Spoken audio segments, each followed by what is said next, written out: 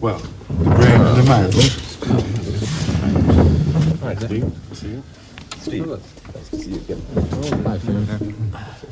Nice to see you again. Hello.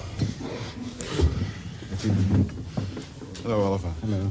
I want to talk to you about Hampstead Heath sometime. I understand our nannies both took us for walks on this sort What? Is there something about class background? I live right next to Hampstead Heath. Yes, I walk- you were raised there? in I Hampstead played on Heath? Queens Boulevard.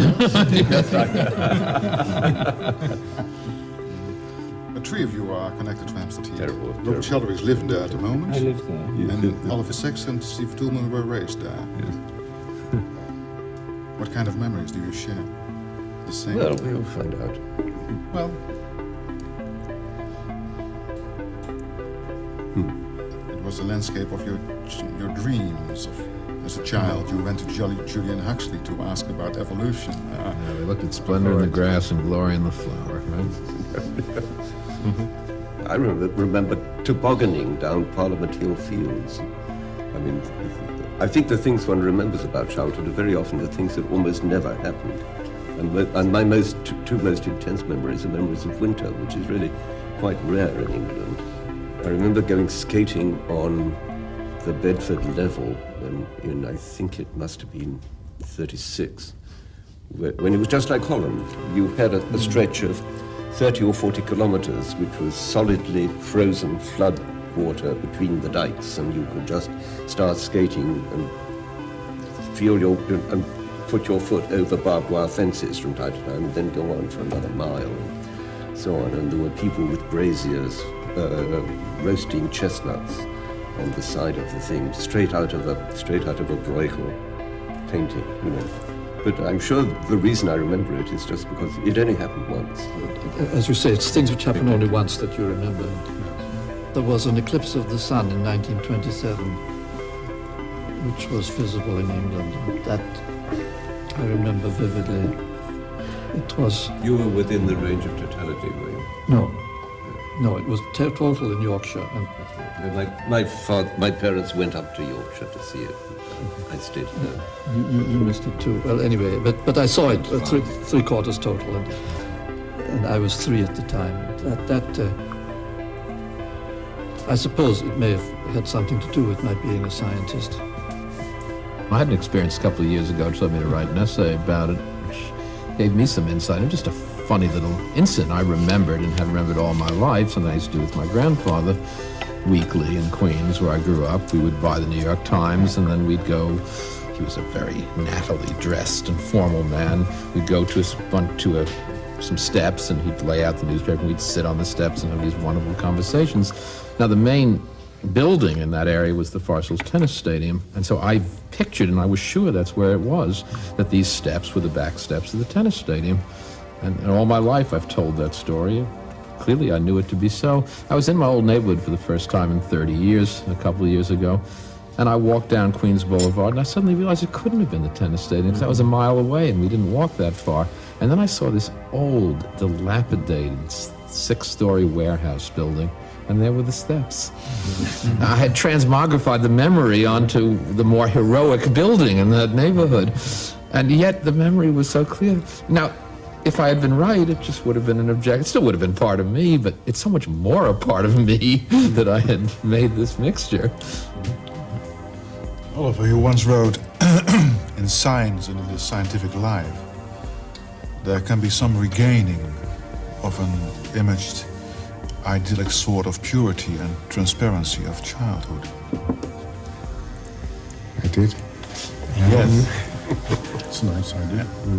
I think for myself, and perhaps this is so for all of us, I think the roots of scientific wonder go back to childhood wonder. To some extent, it's a preservation of childhood wonder, where we're all a bit childish through this preservation of a sort of wonder and playfulness, and we don't have it all fixed.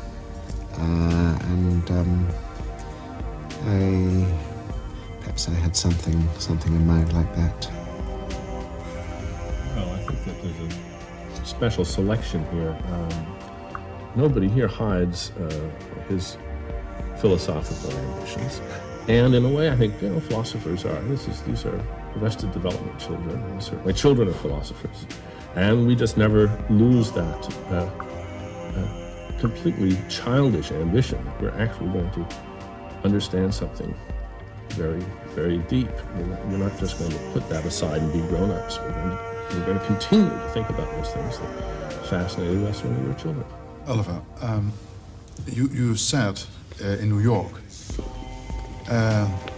when I'm at a conference, I would like to know the form of passion in my fellows at the conference. I know what the passion is in Stephen Jay Gould. It is love for all the forms of life. And I wonder what the passion is with the philosophers. Well, passion means suffering. I can't forget the original It's a romantic question, I'm sorry, but nevertheless. That's important because you don't really get at things unless you invest that kind of devotion. That kind of devotion does entail a great deal of suffering, if only because you have to cast off other things that you'd very much like to do. If I'd had a better voice, I'd probably be singing Votan today. If I had better bodily skills, I would have played professional baseball. Fortunately, I had skills in one of the areas that excited my interests, the other two being baseball and opera, where I didn't have skills, and that was paleontology. Ever since I saw a skeleton of Tyrannosaurus when I was 5, I found it so thrilling in that ultimate childlike sense of being absolutely overwhelmed. I once asked a psychologist friend of mine why dinosaurs are fascinating to kids. His answer was a little flip, but not inaccurate. He said, big, fierce, and extinct. That's good enough. Nothing rare about being a childhood dinosaur nut. What's rare is to stick with it. And I think the reason I stuck with dinosaurs is that when I was 10 or 11, I learned evolutionary theory, which I found thrilling because it was that wonderful mixture of science and narrative. My proposal would be that we, about childish questions, would begin with the theory of evolution, chronological, starting from the first beginning of life, and then go on. Why not the beginning of the universe? I think we might as well, if we're going to think big, we might as well Why think not really begin big. before the universe? Okay, Well- if we raise childish questions, Daddy, why is the grass green? Why is the sky blue? Why does the moon have phases? I Steve can Gould. answer that. And what was there before the Big Bang? Well, if there was any before the Big Bang, I mean, this is where the paralogisms really bite. I mean, we don't know whether to say that the Big Bang was the beginning of time or whether to say it could be only one of a sequence of events in time, and that itself is a stinker. I think that's going to keep us going all day if we allow ourselves to aborder. Was that a program for the morning, the day, or a lifetime? Well, we will end at 8 finally. So for 6 or 8 hours, we will have discussed it all. But okay, we can start with the question, what was there before the Big Bang? A kind of Platonic archetype, or God, or Steve Gould is thinking, am I going all Not the a way to question. Hilversum just for Can't answering think about rubbish it. questions? Or not?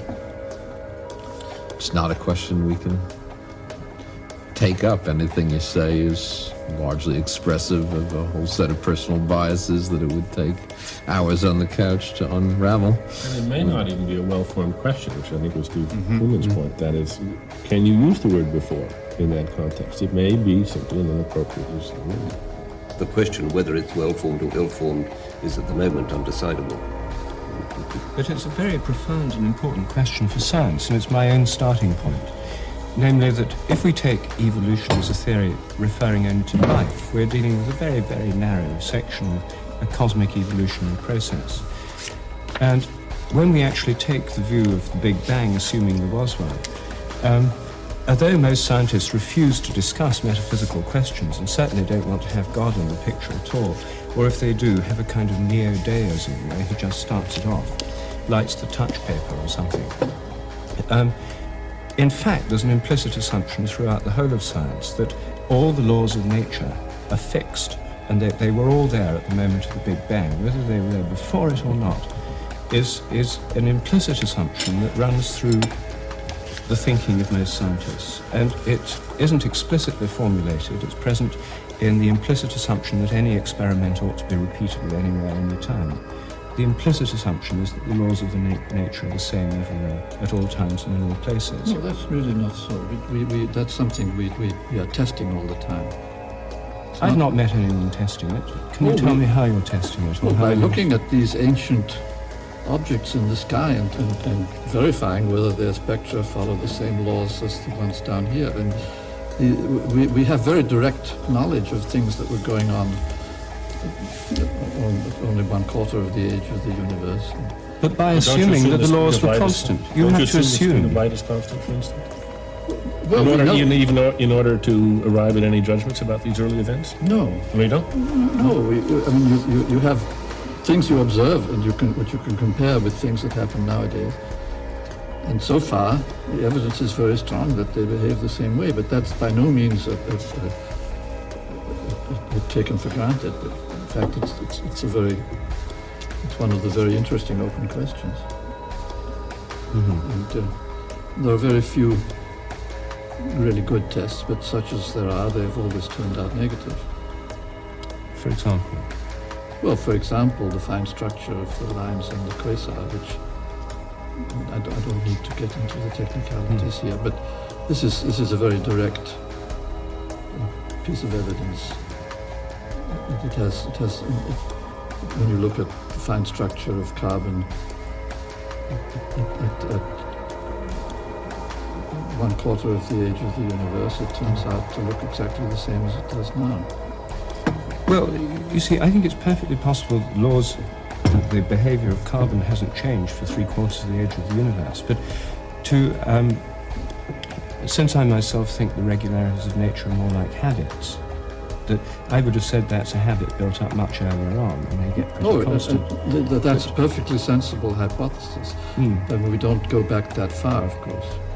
But if you're putting forward a theory where the regularities exhibited by, say, carbon atoms are really just habitual, it's a world of habit,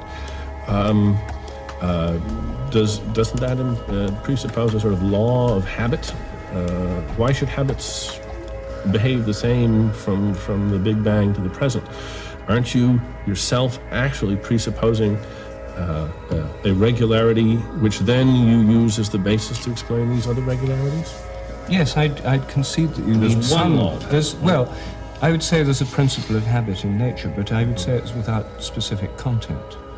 In other words, that the law would simply be that self-organizing patterns through repetition become more probable. But it wouldn't say Capacity which self-organizing principles come into being, and that there'd be a radical contingency. I think habit is a much deeper and more important principle in nature than we usually think. Law is the preferred metaphor in science, an extremely anthropocentric metaphor, based on human laws, which in fact do evolve, of course. Habit isn't anthropocentric? No, because animals have habits. Animals don't have laws. It's only human beings that have laws. So I would say the metaphor of laws much more intensely anthropocentric than the metaphor of habit. It's obvious dogs and cats have habits. It's obvious we have them. So we could say that at least we can broaden the spectrum of habit to include most forms of animal that we know. Habituation, which is a kind of habit formation, occurs in unicellular organisms, but laws don't. So I would say this is an intensely anthropocentric metaphor. The sun rises every day. It's pretty law-like. Not at all law-like. It's habit-like. You can see it either way. I mean, there are some people I know who... David Hume commented on that, I well remember, but... But look, Rupert, I mean, if you look at this historically, the fact is that it's not anthropocentric, it's theocentric.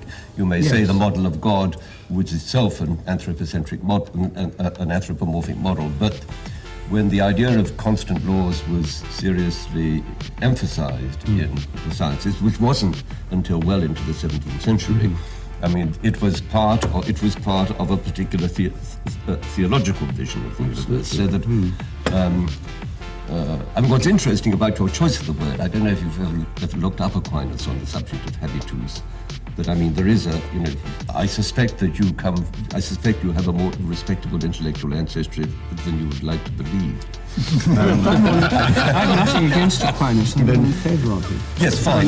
Because I mean, there is, the idea that what we're interested in understanding are these habitus, and that this is, I think this is a good part of a traditional Aristotelian point of view. It's interesting that really how late it was that people came to this conviction that the laws of nature are constant. There was absolute doubt about it before about the middle of the 17th century. It was really a matter of great dispute.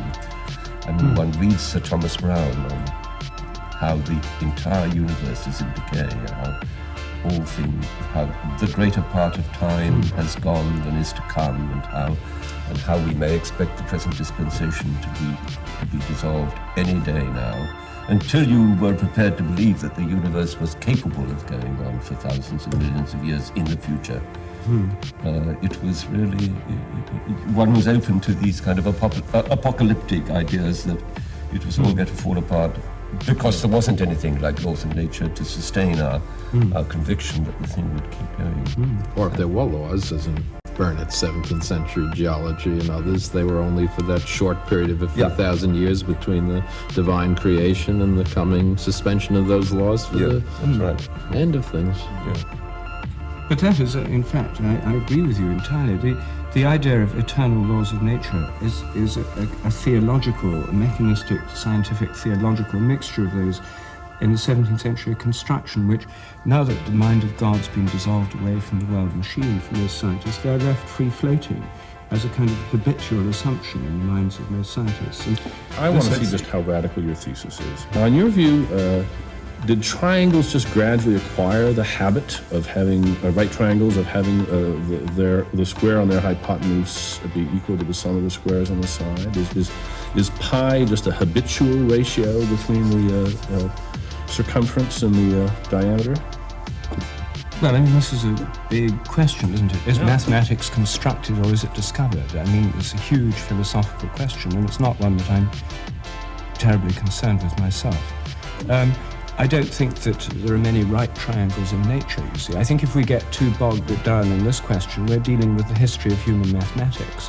And it's very easy and very natural for mathematicians to be Platonists, to assume that what they discover, what they find, is somehow a kind of eternal, self-subsistent realm of truth. No, at least it's timeless. It's timeless, that's right, but I'm not very interested in right triangles and pi. I'm more interested in nature as we observe it, rather than in mathematical theories per se. My point was just that scientists who want to go on believing in I would say, timeless constants, timeless regularities, at least have one other source for their one other foundation on which to place this belief. Now that they've abandoned an eternal God, they can say, well, it's just like mathematical truth, really. Absolutely, I totally agree. That's the most persuasive argument in favor of it. But the fact is, in the philosophy of mathematics, it's not an undisputed position. Because there are always those who think mathematics is this construction rather than an eternal, self-subsistent realm of ideas. So it's an arguable point, even within the philosophy of mathematics. Think it's an evolving construction, I don't think. Not in your sense of I think they do. Or at least some of the ones I know do. I mean, they would say, for example, the realm of chaos and fractal mathematics is evolving right now, and it's evolved because of computers. I'm sure you'd like that point about it. You know, computers have made this kind of modeling possible. Before, you just couldn't visualize these mathematical realms. Now, in that sense, is it that we're just discovering new realms of maths that are already there? Or are we inventing new realms because we've got a technology to visualize these things? I mean, this is a disputed point. I don't have a strong opinion one way or the other. I'm more inclined to the invention than the discovery view, though. And what I wanted to say is that, I mean, in the hard sciences, we mostly talk about models rather than laws. And that is also true of the foundations of mathematics. If you talk to the people who are working on foundations of mathematics, they also talk about models. And it's certainly true of physics and astronomy in particular. And roughly speaking, a law is just a model that we've got used to, and that's we're habituated to. Yes, and it's not. I mean, there's no sharp distinction between models and laws, I would say. But, Listening to some of this conversation, I'm reminded of some of the tensions, say, in Jewish theology between the rabbinical God, who is a body of law, fixed and immutable, and the Kabbalistic God, who is an organism, and one who evolves. And in some sense, I think we are now talking about a change which is in the air between the vision of the universe as static and principled and the universe as an organism. Certainly for myself in adolescence, I think I moved from my first rather static, platonic vision of the universe in the periodic table where carbon and everything was eternally so. In many Hebrew prayers end up L'olam va'ed, forever and ever. And the wish that things should be the same forever and ever, is very, very attractive, especially after a sort of disturbed, unstable childhood. But then the feeling of contingency, and as you say, radical contingency rushed in on me. But this disposed me to look for laws of change and not changing laws. It is a big issue in Christian as well as Jewish theology, this question of the evolutionary nature of God. There's a whole school of evolutionary or process theologians who are trying to get away from the idea of God as totally fixed and have an evolutionary dimension to God within the evolutionary process. Gore forced into it. He was such a nasty man early in the books. I hate to believe he was still like that. Well, all gods have their shadow side. This is a feature of all theologies, isn't it? I mean, there are very few gods that are just pure and loving. They always have this negative or destructive quality. But the evolutionary view is you could say they're forced into it by an evolutionary cosmology, in the same way that in the 17th century some theologians thought that they could conceive of God as the maker of eternal laws of nature, kind of Newton's laws and that kind of thing. So theology and science interact continuously. Well, one sees this very much even in the titles of some of Paul Davies' books, God and the New Physics, and the Cosmic Blueprint, the Mind of God. I guess there's sometimes an ironic twist because, of course, the mind of God, as conceived by Newton, was an immutable, boundless, structureless sensorium, and the whole point of the cosmic blueprint is that there's no blueprint, but the universe, so to speak, organizes or generates or creates itself from continually, though I think not in an unlaw-like manner. But well, Paul Davies is a neo-deist. I mean, this 18th century view of that God sets all the laws of nature and starts the whole thing off. So you only need God to create it. There's been a resurgence of that under the guise of the cosmological anthropic principle, where you have long discussions about the constants of nature have to be exactly fine-tuned and just the right way. And the assumption is they're really constant and they all started off in the right way. And both Paul Davies and also Stephen Hawking in his book, The Brief History of Time, end up with a kind of neo-deism, it seems to me, with if not God, then something that fine-tunes all the constants of nature, so we get just this kind of universe. That's what bothers me about the direction that we're going here as a professional philosopher among people with philosophical ambitions. And that is that I sometimes get the sense that scientists, when they then become amateur philosophers, think that different rules apply. One of my philosophical colleagues, Ronnie D'Souza, reviewing a book on philosophical theology recently, described it as intellectual tennis without a net.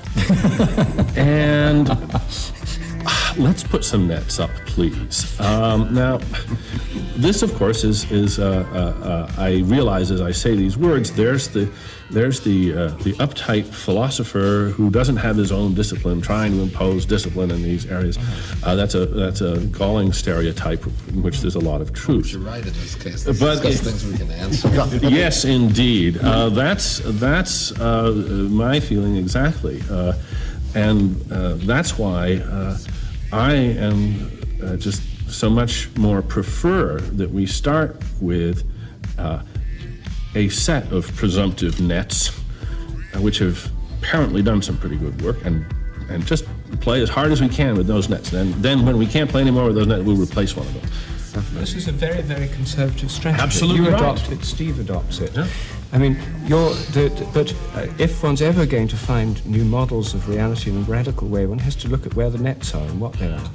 And you see, your rejection of metaphysics is, I think, a way of avoiding questions you don't want to I discuss. don't avoid them, Rupert. I have a sense of we're 6 people here for a day.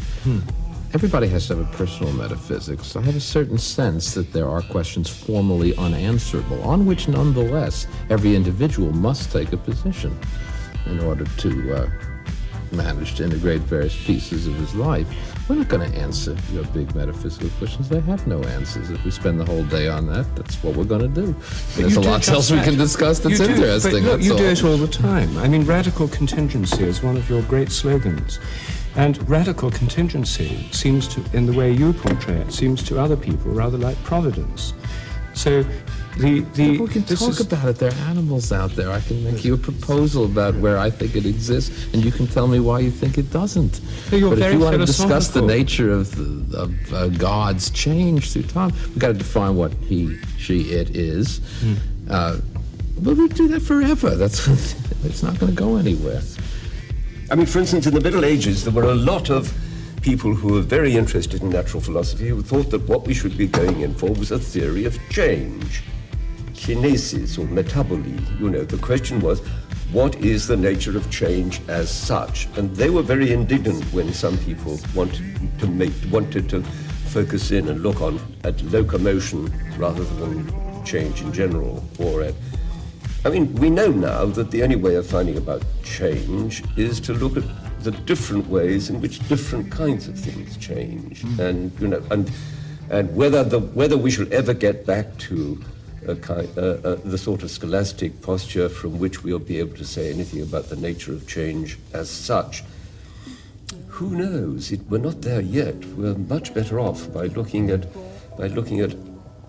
the different ways in which different kinds of changes take place. So I do, you know, I just beg you, you know, to ask yourself whether you aren't asking us, whether you aren't asking, I mean, there's the father who says to the child, fetch that orange from off the mantel shelf, and when the child takes it and brings it to him and says, no, that's not what the orange is no longer the orange on the mantel shelf. I mean, you know, there are all you know, there are all these ways in which the problem can be kind of forcibly made insoluble, and I would hate it. I'm not trying to do that. No. I'm trying to set up a testable theory which is being tested. Yeah, but it has to be a theory which is not over general in its initial mode of formulation, and maybe the questions you quite rightly want to have answered are going to have to be answered piecemeal by taking them one step at a time and looking at a lot of different cases and seeing whether, after we've been working at it for 200 or 300 years, we're in a position to, at last, to generalize. Does it seem to you an unfair move I'm making? Oh, yes, absolutely. It sounds just like your father in saying it's an illegitimate question. It seems to me... No, he didn't. He just didn't even realize there was a question. He thought it was only him and the truth. All right. Well, no, you're not saying that then. Well, no, I think that the question of how radically evolutionary is reality is a very important question. And I think you can ask it in a variety of ways, and test it. And I think, for example, one of my predictions is that the melting points of new chemical compounds should increase for a while. When you first made them, the melting points are not physical constants. The usual assumption is that they are. You can test this theory in the realm of chemistry. Do melting points of new compounds change? The answer is they do. There's a lot of empirical evidence for it. Then chemists come along and say, well, it's got nothing to do with habits in nature. that's just because people get better at making purer compounds, which have higher melting points. Then you say, well, how do you know they're purer compounds? And they say, well, they must be purer because they've got higher melting points. So here's an empirical question one can actually get to grips with, which I am getting to grips with as one example, where these issues can be focused and asked in a scientific way. Let's have a look at common evolutionary theory for a moment. Steve Gould, you said that even today the theory of natural selection is widely misunderstood, misquoted, and misapplied. Well, I try to misquote, misapply, and misunderstand. If I say, 1, evolution has no purpose. 2, matter is the ground of all existence. Yes. 3, evolution is not a gradual process. 4, evolution has no direction. Do I misunderstand what you're meaning about You natural don't selection? misunderstand much of what I'm meaning, but if you asked to the general educated public what is Darwinism, you wouldn't hear any of those 4. No, I think you see the major misunderstandings of Darwin, and their vernacular misunderstandings, though there are many professional ones as well, have to do with the fact that evolution deals with questions that are so much at the heart of those troubling issues that everyone has to figure out in constructing some sense of meaning for their lives. Why are we here? Insofar as science can deal with that question at all, what are we related to? How did we get here? And the background of this is this frightening fact that people understand, namely that we've only been here for a millimicrosecond of life's history, which does lead to the plain solution, which I think is true, that maybe we weren't destined to be here, and maybe if we could replant the tree of life from seed, we'd never get here again. It's in the context of those fears. Now, these traditional psychological comforts that come out of that, or that stand against it, and which can still validate our traditional hopes of humans being on top of a heap and therefore ruling the rest of the world by right, or at least being the end product of a predictable process meant to arrive at us. We're not willing to abandon any of those notions, and so we read them back into Darwinism, even though the bare bones mechanics of Darwin's theory does not speak of them explicitly. After all, Darwin's theory in its barest bones mechanics is a theory about adaptation to changing local circumstances. That's really all it is.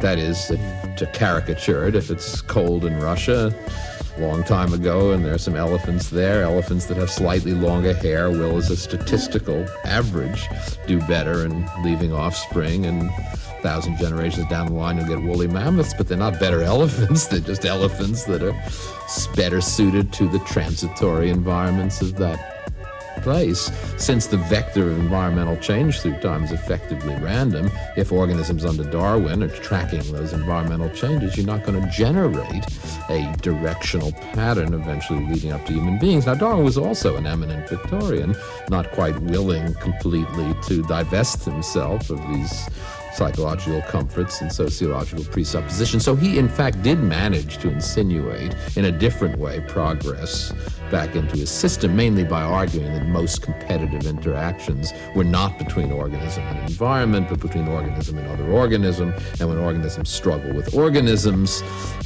a kind of biomechanical improvement in the long run might result. But that conclusion is quite separate from what I call the bare bones mechanics of natural selection, which does not validate that notion of progress. And one of the reasons why Darwin has been so difficult to assimilate is this radical philosophical message of his theory. Steve, one thing about your diagnosis of the anxiety that the lay people have about evolution has puzzled me in the past, because you suggest that it is oppressive to some people to suppose that if we ran the tape of time again, human beings would not be created again. But it seems to me it's just as oppressive either way. What bothered Nietzsche was the idea of the eternal recurrence. He viewed that as such a nauseating prospect that he really he contemplated not ever revealing to the world what he discovered. This horrible idea of that it would all happen the same way again and again and again. Now you seem to think that the ordinary person is oppressed or becomes anxious at the prospect that the Homo sapiens is a unique and unrepeatable phenomenon, whereas it might be, I don't know. No, but I think there's a real difference. The ewige Wiederkehr of Nietzsche and others, the fear behind that is that there's no directionality. It's the Platonic great year that it goes round and round, and there's nothing distinctive. And Borges captured that wonderfully in the Book of Sand, where he gets this vulgar book where there's a picture every 2,000 pages, but you can never reach its end, and there's no pattern in the pictures, and finally realizes it's a completely vulgar book because of its incomprehensibility, because there is no directionality and no pattern, so he loses it in the stacks of the Argentine National Library. I think that's a different kind of fear, and that we certainly have. I don't know how else to respond to that. I don't mean to sound elitist, but Dennett and Nietzsche are one group, and then there's Homo ordinarius, which is also Dennett and me and everyone else. And I don't know, it seems to me that most folks, at least in Western culture, really are seeking to validate Protagoras' old dictum, which may be only literally about half of us, but it's all of us, that man is the measure of all things, and we want to define things in terms of ourselves. We want to see ourselves as paramount. We want to see ourselves as ruling this world by right. And folded into that is the necessity of thinking that 4.5 billion years of the history of the Earth and 3.5 of life's explicit fossil history is, in some sense, I don't mean necessarily generating us with 2 eyes and 2 feet, but 2 feet, is nonetheless likely to move towards a complexification which will eventually end in a self-conscious creature very much like us. Then we make sense. Then we're here for purpose. We rule by right. Is the conclusion, okay, consciousness is something sublime and whimsical, as Steve Gould wrote. It's a weird invention. That it's powerful doesn't mean it is meant to be. It wasn't developed to paint or write symphonies.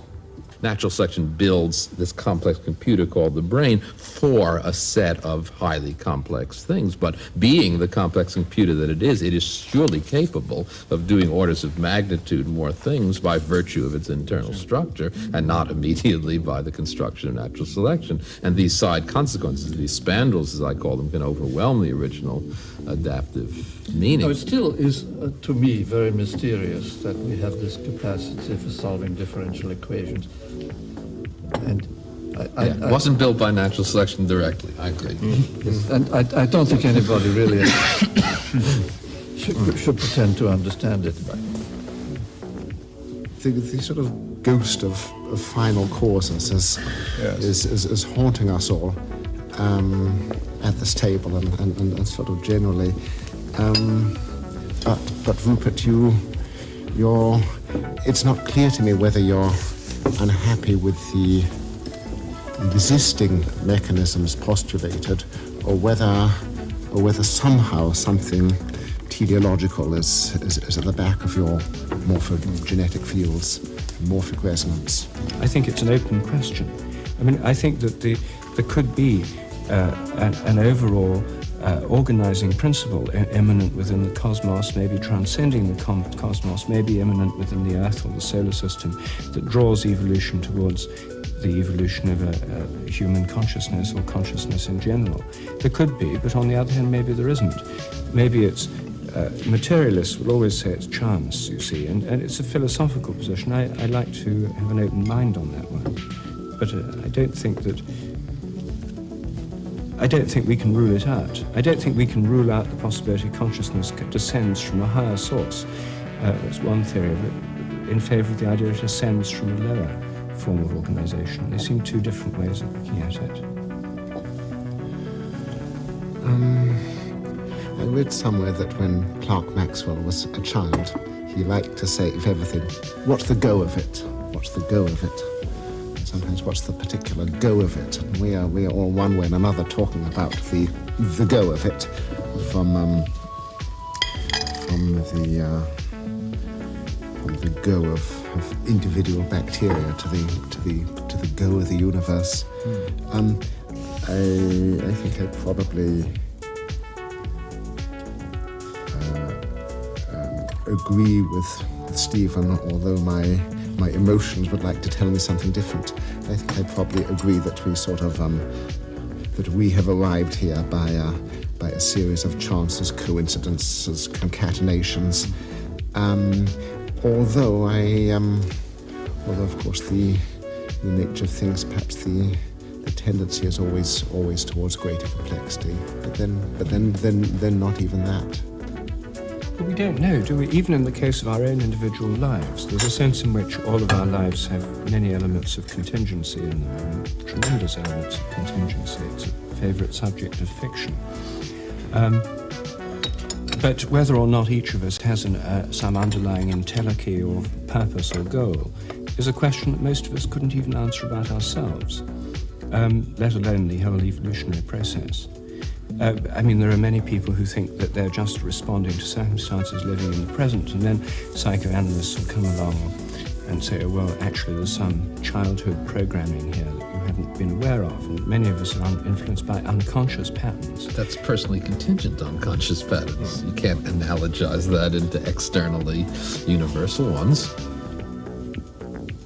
Why not? I mean, if we're dealing with... I mean, it's not a logical move. I'm not saying it's inconceivable that such exist, but it is not evidence for their being I wasn't using it as putatively. evidence. I was saying that even in our own case, where there's a large play of contingency, which we'd all admit, it's an open question as to how much there's any overall telos or goal in what we do. And so I would say that in the case of...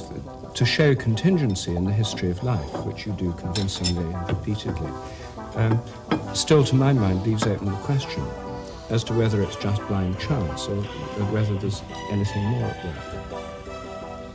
Well, it's not just blind chance. The question is at what level predictability enters. I think there are broad-scale predictabilities. I will grant you bilateral symmetry in moving organisms. I'll grant you predator-prey ratios in functioning ecosystems.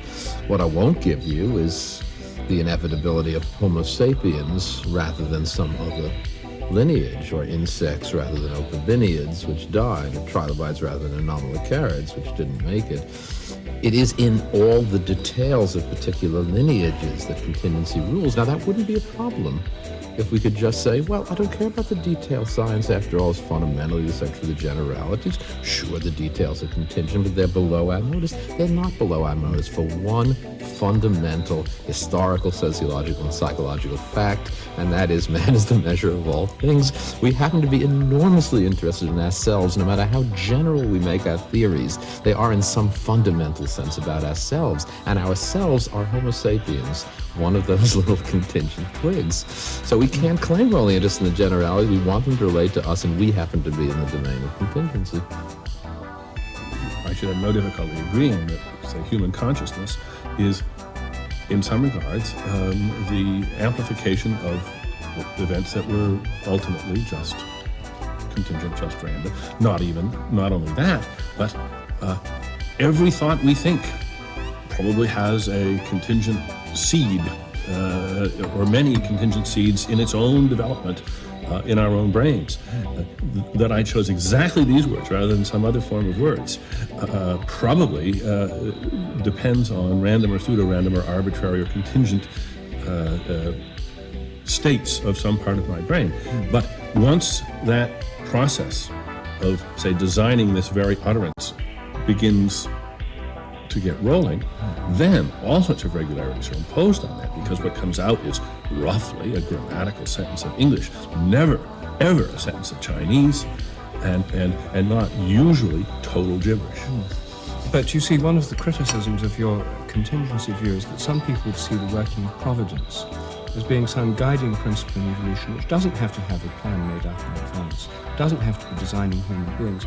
Maybe it works rather like we do, responding to new circumstances with choices and decisions and movements in one direction. There's an obvious response to that, Rupert, which, although conventional, I think is correct operationally in this case, and that is, if in principle one can always, for any sequence, no matter how peculiar with respect to any expectations of regularity, if we can always say, but maybe it is the workings of preordained plans, being so complex that we can't possibly discern their directionality for, in the old line, God works in many ways, his wonders to perform. At that point, it's not a useful hypothesis, because one will say, no matter what the pattern is, maybe it is a preordained plan we don't know about, to which I have to say, yes, maybe it is, but since formally we'll never know, I can't work with that, and I have to therefore work without it. It is nothing that science could ever adjudicate. For example, and I think this was in fact a fine solution, Pius XII, who's not one of my heroes for other reasons, decreed in an encyclical in the 1930s that that Catholics were free to believe anything science discovered about the evolution of the human corporeal form, so long as they continued to accept that at some point God infused the soul into the sequence. I'm totally comfortable with that notion.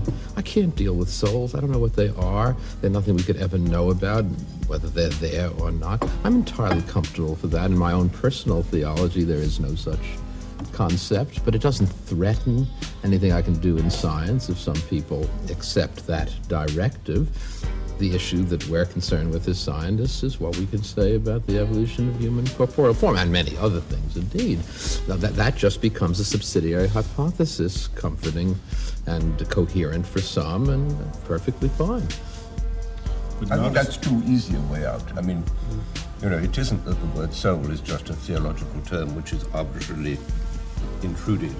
I mean, the question is, for instance, what does it mean to say that somebody develops a conscience? Oh, yeah. We must be able to study these things too, and Yes, we can. I don't think it's the case that you can just sort of say, oh well, if he wants to talk about soul, schmo. Oh, but I wasn't meaning soul. I mean, good old theological. No, but theology is a much more of a pedestrian, down-to-earth subject than you're allowing it to be. You're talking about it in a sort of 19th century rationalist way, that this is something we can just push aside. I don't think it's not as easy as that. But I think it's what was meant in that particular context. If by soul you mean the origins of feelings of morality and consciousness, yes, of course, that's a subject I think you would find that there were a whole lot of things that we would regard as legitimate scientific issues that people who were of Pius XII's way of thinking would have been very uncomfortable to think about scientists getting in from. But if Steve Gould is right, because I just want to know if everybody agrees, perhaps except Rupert Sheldrake, through no fault of our own, and by dint of no cosmic plan or conscious purpose, we have become, by the power of a glorious evolutionary excellence called intelligence, the stewards of life's continuity on Earth. Does everybody agree? By dint of no cosmic plan or conscious purpose. But we're not up to stewardship yet. I mean, you've said two things, and the first thing is, are we agreed that we happen to happen? Yes. And Kind of unconscious design of consciousness, so to say. I agree only up to a point with that. Well, I don't know whether the word design in any sense can be allowed. I'm afraid I rather think in tangents. For some reason, just darted into my mind a paper written in 1858, the year before, about some of the strange, complex geometrical patterns which can occur in the aura, the visual stage of a migraine. I'm partly riding a hobby horse of mine here, but these particular things came into my mind again recently, partly because there was a strange exhibit of paintings, 100 paintings of their geometrical hallucinations by people with migraine. And I showed some reproductions of these to a friend of mine who was working with neural networks and computers. And he said that when some of the parameters sort of went wrong, he saw patterns like this. And now one gets the sense that these patterns are examples of self-organization. But yet they have beautiful designs in a sort of geometrical and aesthetic sense. And some of them are like radiolarian sea urchins, and one feels in a sense some of the problems of organic form and morphogenesis can perhaps be looked at in a sort of elegant, hallucinatory way with these. But it's incidentally an aura is never the same. There are certain sorts of designs, certain lattices, certain sort of hexagonal forms which come up again and again, but they are never exactly the same. And when you wrote of the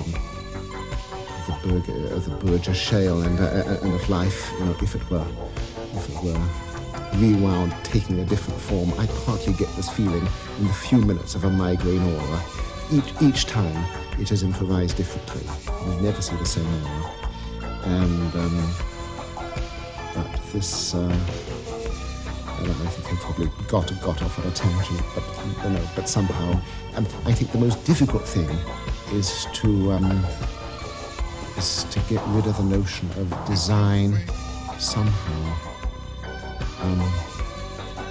I'm afraid I have another irrelevance, and then I'll shut up.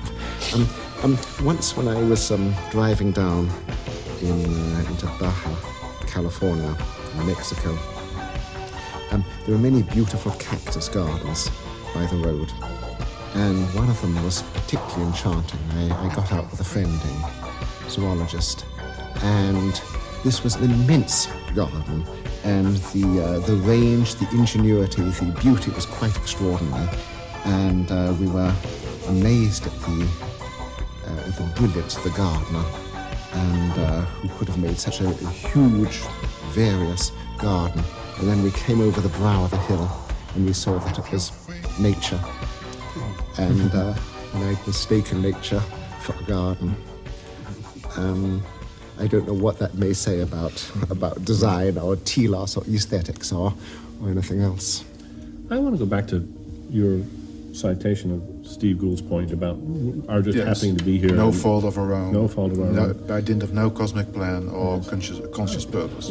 If we change the last two phrases a little bit, I'd accept it. But I think one of the things that's very important about human beings, which tends to get lost in this discussion, is one thing that does make us unique as a species is that for the last 5,000 or 10,000 years, we have been, to a large degree, the beneficiaries of conscious planning by our parents and their parents and the cultures in which we resided. We today are actively concerning ourselves with what the world is going to be like and what people are going to be like in the future. We have strong beliefs about this, we have traditions, and they are not impotent. They play a role in what humanity, what Homo sapiens is going to be like 1,000 years from now, if it survives. And if 1,000 years from now, some Homo sapiens were to sit around a table and say, we are not in any sense the product of any planning, they'd be wrong, because cultural transmission is one of the features of cultural transmission, which is really, with very modest exceptions, only a feature of our species. That's its discordance from the natural process that's come up to now. Yes, that's right. I mean, we've created a new medium That's of why design. I'm calling it cultural evolution, because I want to emphasize the differences. Well, but it's both. It's both a continuation and it's a radical. There's also some radical discontinuities. In some regards, it is simply another medium of evolution, very fast, and with now some real helping hands, some real foresight, some real planning. But of course, myopic foresight, myopic planning, and a good measure of noise amplification, a good measure of irrational or irrational selection. Nevertheless, there's two features that natural biology doesn't have. One is Lamarckian inheritance, we teach our children when we learn, and the other is the anastomosis of lineages. Once a species is separate, it's separate forever. Our lineages, and that both of those enormously accelerate the process and make it plannable. Of course, that's right. Yeah. But then you also agree, though, that a large contribution from that very process is to what we are. I mean, if somebody asks, well, what is a human being really? Is a human being just, the genetic foundations? No, the cultural contributions are immense. Yeah, biological evolution made that. Yeah. It's Yeah. this other process that has introduced the self-planning into it. Before we dive into consciousness, Stephen Jay Gould, this famous statement of Charles Darwin, what a book a devil's chaplain might write on the clumsy, wasteful, blundering, low, horrible works of nature. Do we define nature as unconscious and non-moral, and our own species as conscious and moral? Can we make this distinction, then we know where we are? Well, Darwin wrote that. You have to understand the context of that letter. He wrote it in 1855 to Hooker. Joseph Hooker, and it was, I think it was a sardonic and sarcastic comment, and I think Darwin had a very definite solution in mind. He points out that if one were to try and extract moral messages from nature, and rather than reading Paley, Natural Theology of 1802, which had been Darwin's great textbook as a young man, Paley goes through all the wonderful designs and harmonious ecosystems of nature, thereby telling us that we can not only infer God's existence, but also his benevolence, his goodness, his omniscience. Darwin says, but if you really look at nature, there's so much out there that is ugly. And the examples he chooses are interesting. He chooses two. He says, I do not see how a loving God could create the ichneumonids with the express intention of their feeding within the living bodies of caterpillars, the reference being to these wasps, hundreds of species of them, that inject their eggs into the paralyzed living bodies of caterpillars. The eggs hatch, and the juvenile wasp larvae eat the caterpillar still alive, but very carefully, because they don't want to kill it and cause it to decay, saving the heart and nervous system for last. And the second example Darwin gives is that a cat should play with mice, and when we watch cats playing with not yet dead mice, usually some sense of horror arises in us, even if we understand that might be an inappropriate reaction. So Darwin's saying if you actually look at nature in the raw and more fairly, you will see many natural phenomena which would be very hard to see as the results of a kind, loving, and efficient God. And that's, therefore, he says, the low, blundering, inefficient. But you see, Darwin's solution is not that. Darwin's solution is that, therefore, nature is neither moral nor immoral, it's amoral. We should not be trying to extract moral messages from nature at all. And I think that's right. Nature can't learn us any ethics. Does No, but this everybody is- but agree? this- Or- No, that's No, what on the contrary, no, I would say it has an enormous lot to learn from nature. About ethics. Like what? Yes, like that. Well,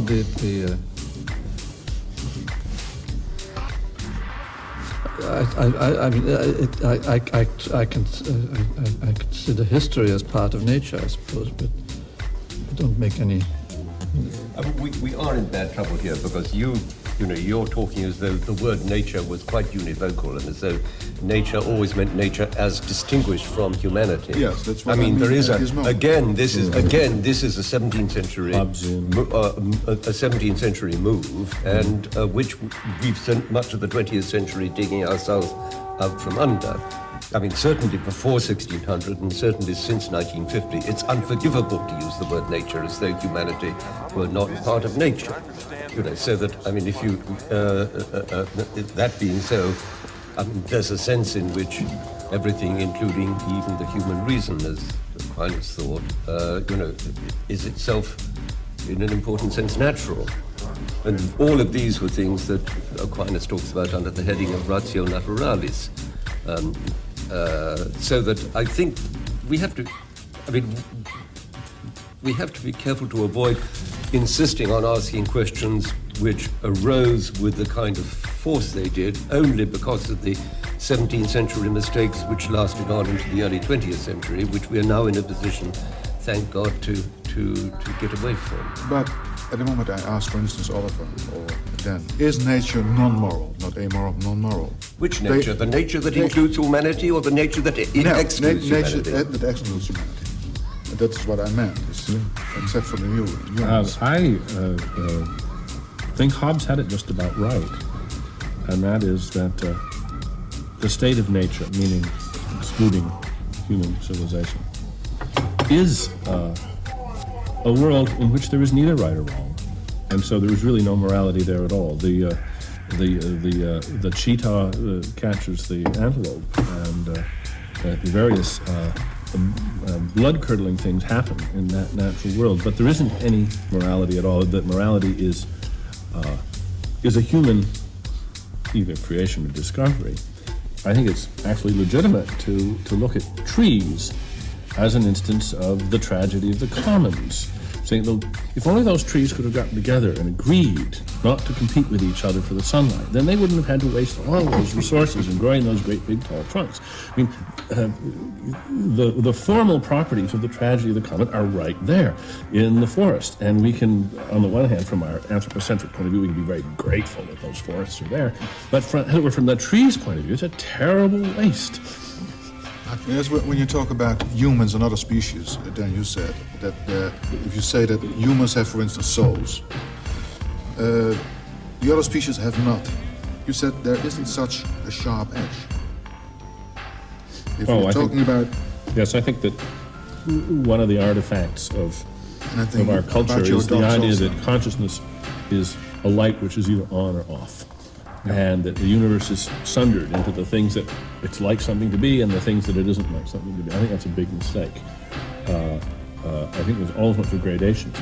But that means that there really are gradations, and that one should be very cautious about supposing that the questions that are properly asked about, say, our sort of consciousness, which is the one we know the most about because we talk about it, and it's us, supposing that we can meaningfully ask the same questions about the consciousness of the bat or the dolphin or the spider, that's a very risky extrapolation. I think one does have the feeling of extreme divisions, for example, between the plant and the animal world. A few days ago I was driving around in upstate New York, and very beautiful fall weather, and I was conscious of trees and meadows. I didn't realize that I hadn't seen an animal, I mean a macroscopic animal, until after about an hour I caught sight of a cow. And suddenly its animation seemed a thing of extreme wonder to me. I had the feeling of it sampling the environment, of sensory sheets lighting up, and an incredible thing, a cow. It was nothing like it in the vegetable world, and it seems to me as a start that there's been a sort of dichotomy between the paths of vegetables and animals, and perhaps many other dichotomies sort of within. I can't get the same feeling about insects as I have, say, from mammals. I think there is something radically different about deeply different about the sort of nervous system and mind and the way they've gone. I'm not sure about octopuses. See, I think it's pure aesthetics, and I think people who try and construct moral arguments for vegetarianism, for example, will just never succeed. Carrots are as highly evolved as a lot of things we eat, but I respect the aesthetic argument. You look into the eye of a mammal, and because the genealogical relationship is close enough, and there are homologously shared emotional reactions, we see enough of ourselves in the cow. There are many vegetarians who will eat fish, but not so-called red meat, and I think it's very much the same point. We look in the eye of a fish we don't see, because I don't think there's as much homologously shared. From an evolutionary point of view, arthropods are wondrous in their complexity, and many of the groups of arthropods are far later evolved than fishes, so I don't know that one can make that distinction. And if there was an oyster, which when you opened it up for curious reasons, just had what looked exactly like a human face on it, most people would be extremely reluctant to eat it for no other reason, I'm sure. No, but I do think there are some more serious reasons. I mean, Steve, I'm sure, I seem to recall somebody telling me that crocodiles don't dream, but birds do. I mean, that the question of what kinds of families and so on. I think the echidna doesn't dream. I think the echidna doesn't dream. But it's aesthetics due to homologous to shared characters. That's all I'm saying. I Of agree course with it is, you. but aesthetics is a serious subject. Yes, oh yeah, no, Don't that's... use it as a, No, don't use this as a brush away. Stephen, I wasn't. No, I wasn't. good, I was good. seriously saying that I absolutely respect the aesthetic justification for vegetarianism. I just wish people would define it that. And no, I ultimately respect the aesthetic. But the question... No lack I mean, of you respect. see, you can be Tom Nagel and suggest that there's no way in which we could empathize with a bat. On the other hand, there are ways that, there are very interesting questions about the extent to which it's not unreasonable to think that different species have kinds of experience that are, in certain crucial respects, more or less like ours. I mean, e.g., are they capable of dreaming? I don't think it's intractable even to the cold, hard, objective methods of science. I think. No, I'm precisely talking what- about this as a scientific question. I mean, Yeah, sure. I think much of what Steve chooses to call aesthetics is also part of science. I think that much of what No, but I mean, chooses to call aesthetics is also I think part of science. Much of there's what tremendous progress on I think, getting the information to be able to say exactly what it's like. I think it's still a long way off, but we can say a lot about what it isn't like now already because we know enough about limitations on the bat's nervous system, and we know that it just can't be like some people might imagine it to be, and this is already progress. I'm finding this discussion really provincial. I mean, we're assuming that consciousness is confined to animals on Earth. What about the consciousness of the sun, for example? If we take, as many traditional views have taken the idea there's some kind of mind associated with the sun, if people are happy to agree that the interface between mental activity and brain function are changing electromagnetic patterns, there are plenty of those on the sun. The more research that goes on the sun, the more we find about their tremendous complexity. So what about the idea that the sun might be thinking or have some kind of mental activity associated with these electromagnetic patterns? And I can immediately hear Steve's response. It's a meaningless concept. You can think of it if you like, but It's close to that, Rupert, but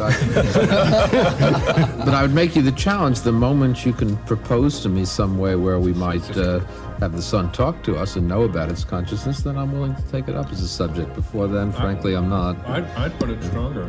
If you can give us any reason to think that there's a raison d'etre to the sun's consciousness. I mean, the reason we're conscious is that we are the evolved products that had to fend for ourselves. I mean, if you go back to what Oliver said about the division between plants and animals, basically that's a division, I think, between a very sort of conservative strategy, which is sort of hunker down and put your hands over your head and hope for the best, which is the plant strategy, and then there's the sort of guerrilla warfare strategy of the animals that become locomotory, and then they develop distal perception systems. No use having eyes if you don't have feet, or something like it. Trees with eyes would just be in despair because they couldn't run away when they saw danger coming. So if you can give us a reason for thinking that the sun has some use for its mind, then I think we can take it seriously that it might have one. Otherwise, it seems to me to be just an idle fantasy.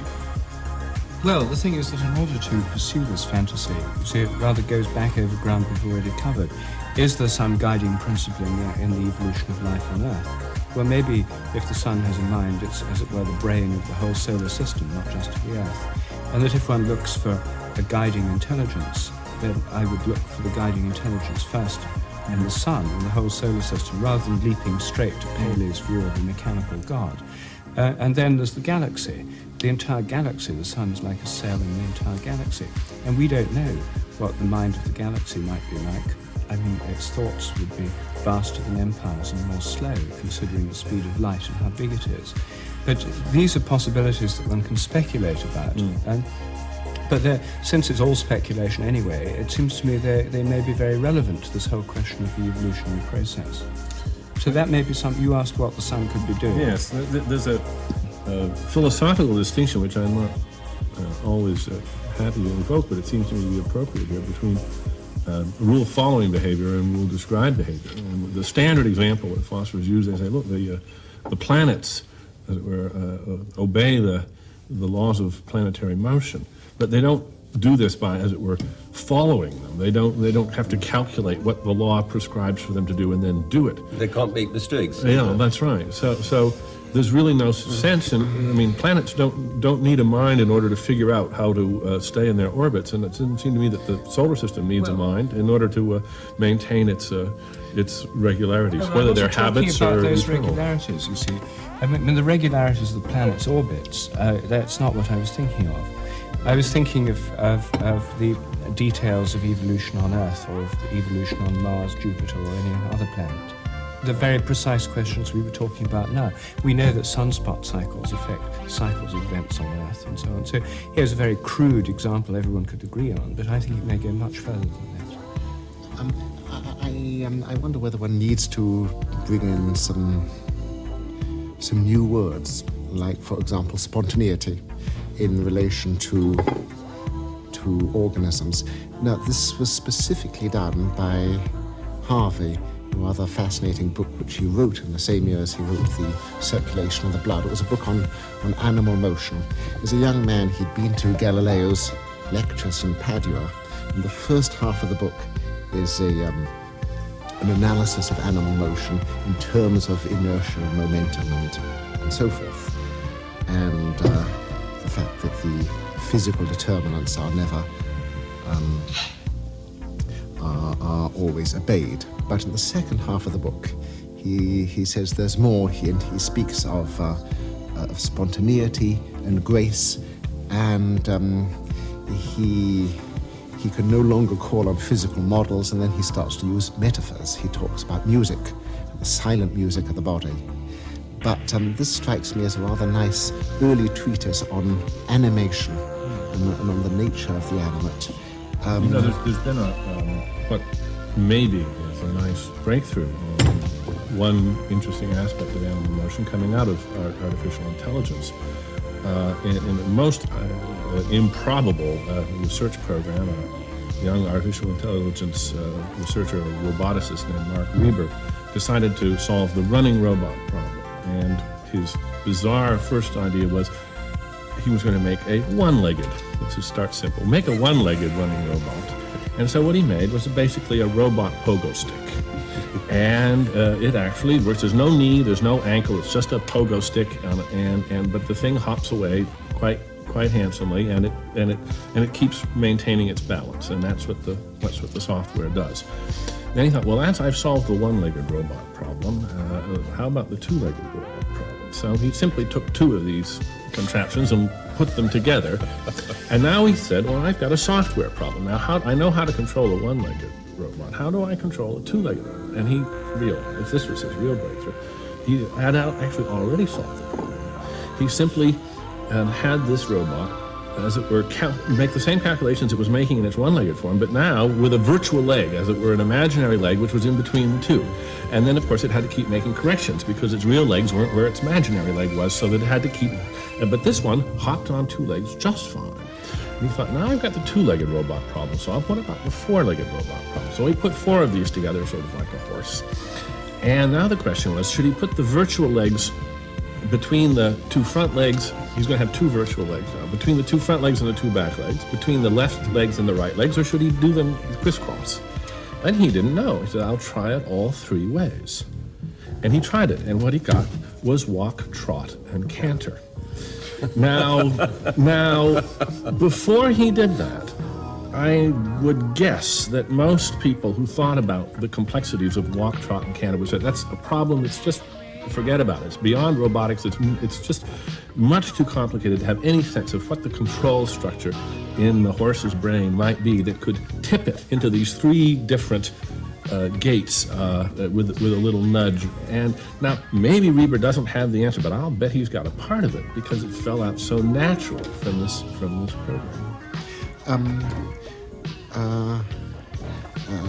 I want to sort of say both.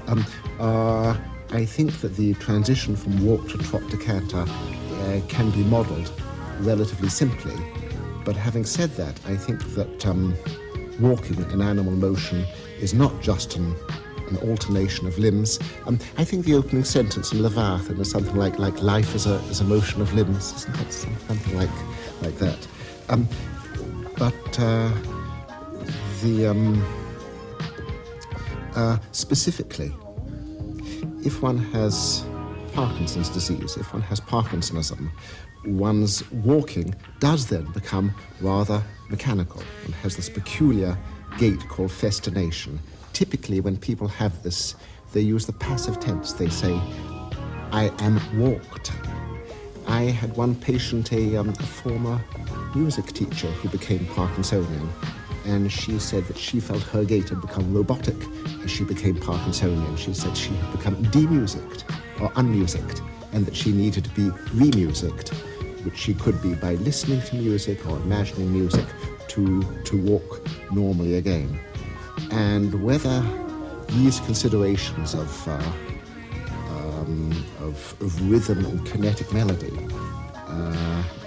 can be reducible to Galilean or robotic terms, or whether some quite other sort of organization is needed, I don't know. But I think that some of the problems of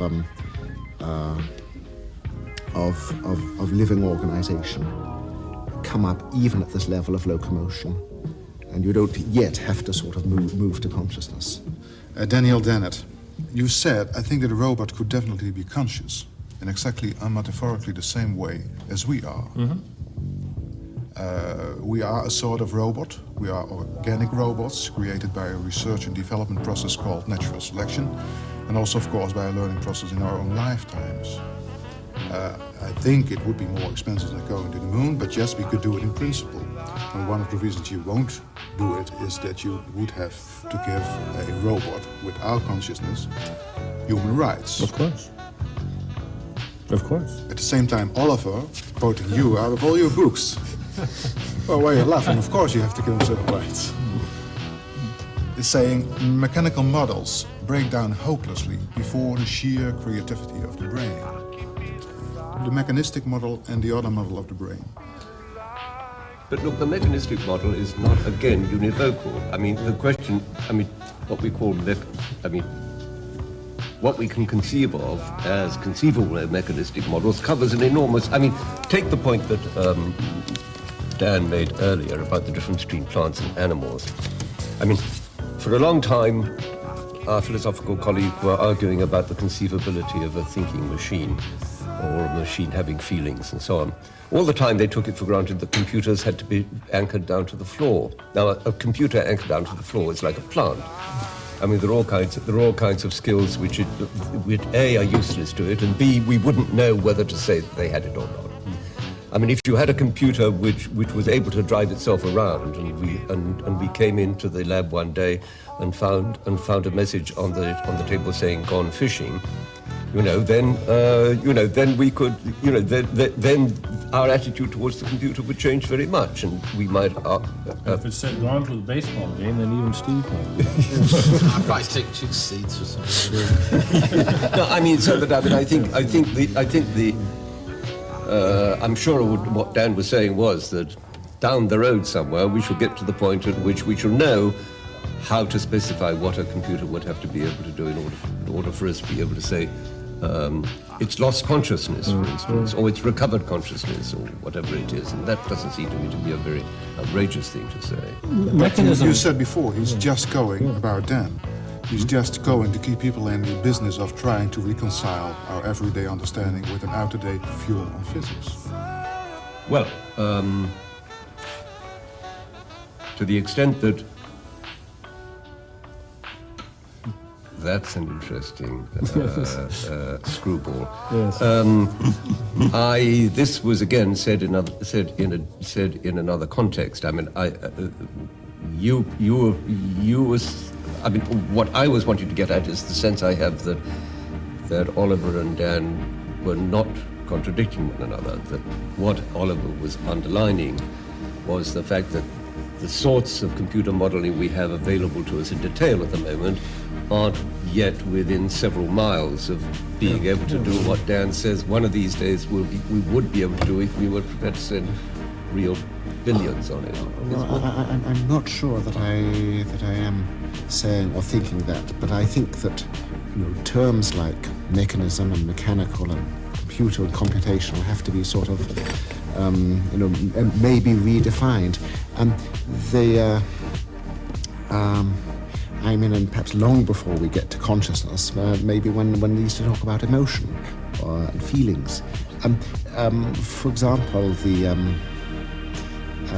when J.Z. Young gave his lectures, which were later published as A Model of the Brain, which was based on his work with octopuses.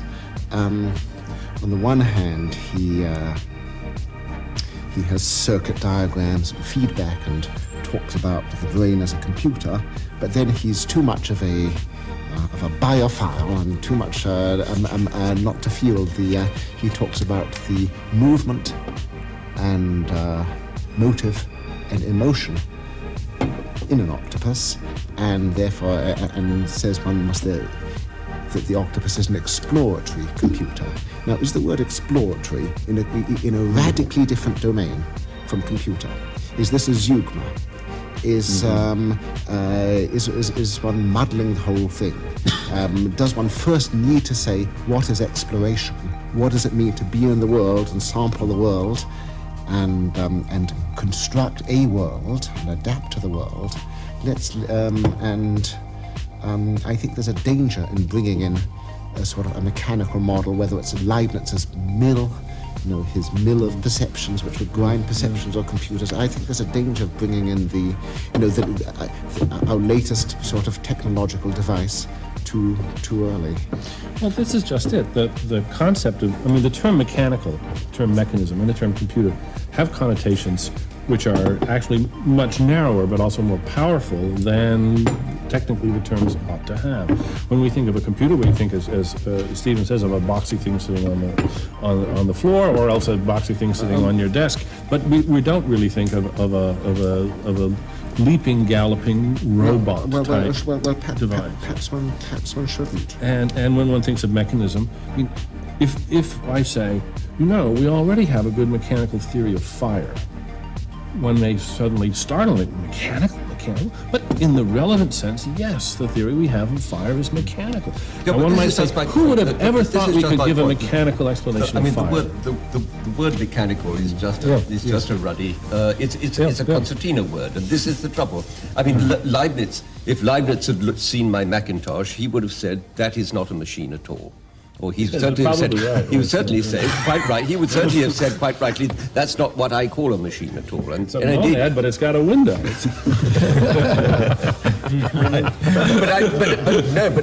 But the point I'm making being, of course, that everybody who was doing 17th century mathematical mechanics was doing this subject to some very constricting presuppositions, which have gradually been eroded with the progress of physics. Just still responding to the way in which the question was initially posed, because I think if all you ask is, does it make sense to talk of producing a machine or a computer which is capable of manifesting consciousness? Well, then the question is, can we stretch the sense of the word machine? Can we stretch the sense of the word computer in such a way that... Take an easier case then. Take the case of self-replication, because there is a notion of mechanism, which is not the old too narrow notion. There is a notion of mechanism in which at least orthodoxy today would say they've got a pretty good handle on the machinery of reproduction, on the machinery of DNA and RNA and so forth. There's still lots of things to be done, but enough so that they, with some exceptions, but by and large, they don't suppose that they're going to have to switch to some sort of field theory in order to explain heritability. And of course, if we look at von Neumann, we see that one of his other great insights was his paper on self-replicating machines. And he described in some detail what the necessary and sufficient conditions for a self-replicating machine would be. And it turns out to have been a prescient, abstract description of the very process that one discovers in DNA and RNA. Now there's an enlarged and I think up to the minute version of mechanism. What I'm claiming But you really prefer the word machine to the word process. I mean, I noticed you used the word process just now. Which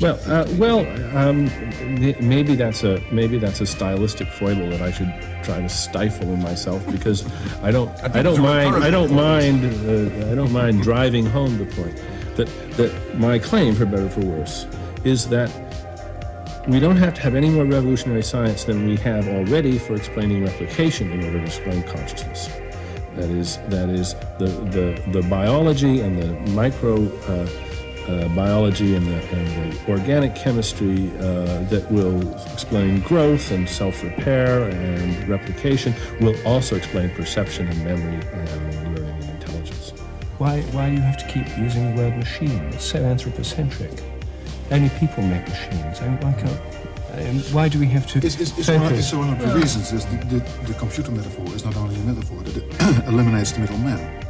Yeah, I think that's That it's more than a metaphor, as the heart is a pump, or the brain is a telephone switchboard. Is that what you're... Well, I just want to disagree with Rupert that the only machines are man-made. I think that the right way to think of biology is as a sort of reverse engineering, learning about all these amazing artifacts that have been created by this long process of design and redesign, and that really all of biology is, as a science, much more closely related to engineering than it is, say, to physics, and that it is reverse engineering. It is always asking the why question of why is this piece like this? Why isn't it like this instead? How does this thing work? And so I would want to take the benefits and accept the costs of saying that organisms are machines.